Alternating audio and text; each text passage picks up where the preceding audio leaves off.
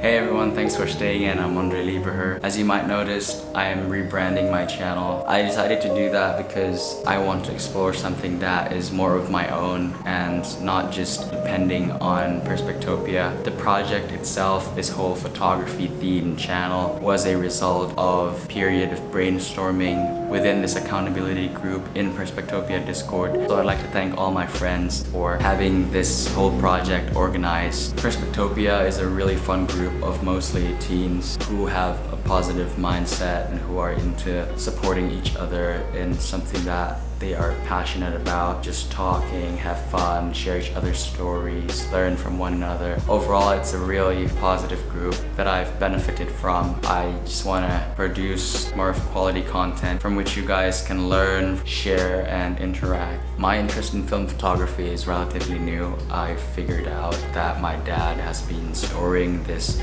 old Mamiya RB67 of my uncle who died like 2 years before I was born, so I didn't get to know my uncle, but through his camera I got to learn who he was as a person, and that was a very interesting experience for me. Just having that first tactile experience with the camera and understanding how film works, a very fascinating process, because in this day and age I feel like we're moving too fast, we're very digitalized. That has had an impact on me personally because I have felt very anxious. I felt that my life is going way too fast and I just want to slow down and really understand the core concept of photography. I feel like it is important for my generation at least to get in touch with film because we're taking the technology that we have today for granted. I feel like photography has gotten way too easy and way too accessible for every one of us, that everyone can be a photographer. The experience I've had with film was completely different than taking pictures with a normal digital camera. Like what I'm using here to record, it's a Canon 750D. At first I was confused. I asked my dad if the camera came with a battery and my dad was like, it's a fully analog camera,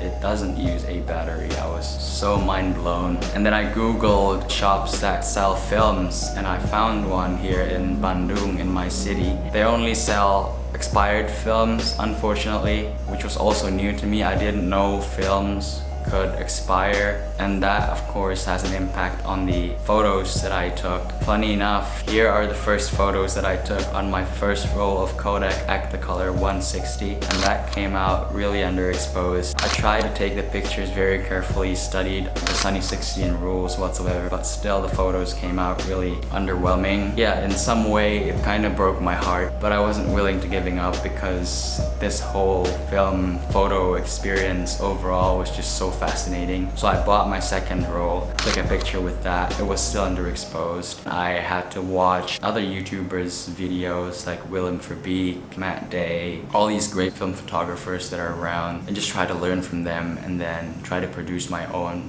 pictures. And so I started to see some kind of progression, some kind of improvement in my pictures. Yeah, this channel is all going to be about film photography and also vlogging my life. As you know, I really like moments. I try not to take moments for granted and I'd like to capture them wherever I go, just so that I can have an archive of the milestones that I've gone through. Also the people that I get to know. So yeah, that's the goal of this channel. Hopefully I can be consistent in producing quality content for you guys. I'm also going to be sharing tips or tricks or struggles or even personal stories that I face while learning film photography. I feel like this would be a nice long-term project because there's always going to be something that I can learn going forward. If you're also interested in film photography, let me know. Comment down below. You can also befriend me on Instagram at Andre Lieberher.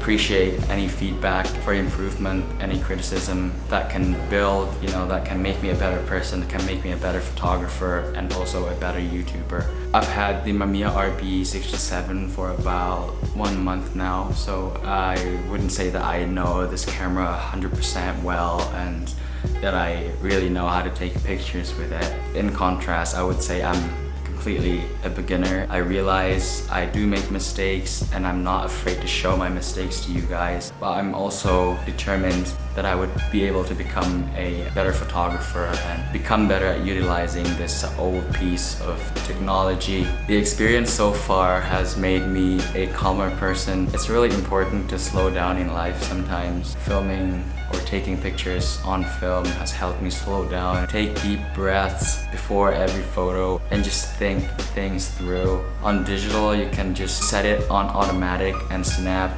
carelessly thousands of pictures at one time. But with film, you only get 10 slides per roll. The Mamiya RB67 is a medium format camera, which means that it comes with 120mm film containing 10 slides per roll. So it means you can only get 10 pictures per roll, and one roll costs about 95,000 rupiah, which is about, I'll put the conversion on the video because I'm not sure what that equals to in euros.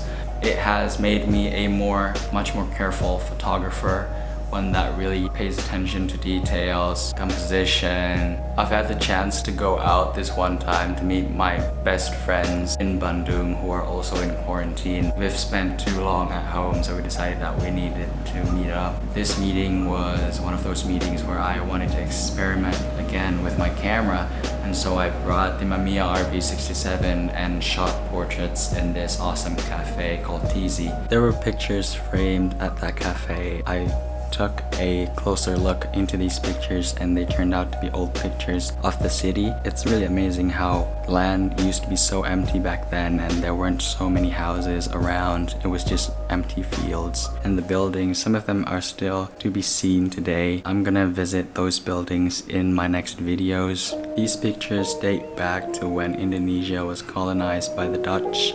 Believe it or not, we used to be colonized by the Dutch for about 300+ years, and as a result there are many things that are very Dutch influenced here. The buildings, the culture, even the language. Hold up. I need to fix my fit, bro. Because it's gonna take 1 second.